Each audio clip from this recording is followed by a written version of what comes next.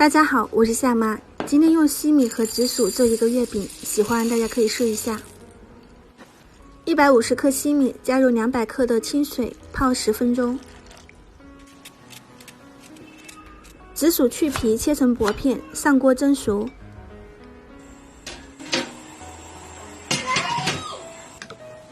泡好的西米糊用榨汁机打碎。加入200克木薯粉，100克淀粉，搅拌混合。揉成不粘手的面团，可以加一点干淀粉进去。紫薯蒸熟后加入炼乳，捣成碎泥，搓成紫薯球。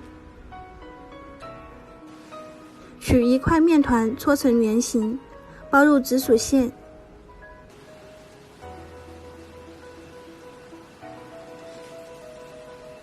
月饼模具里面刷上一层油，放入面团，压出花纹。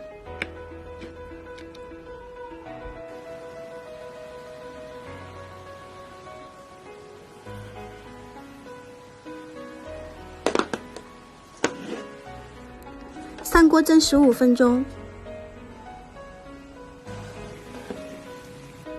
好吃又好看的水晶月饼就做好了，口感非常的 Q 弹，做法也不难，喜欢大家可以试一下。我是夏妈，我们下期再见。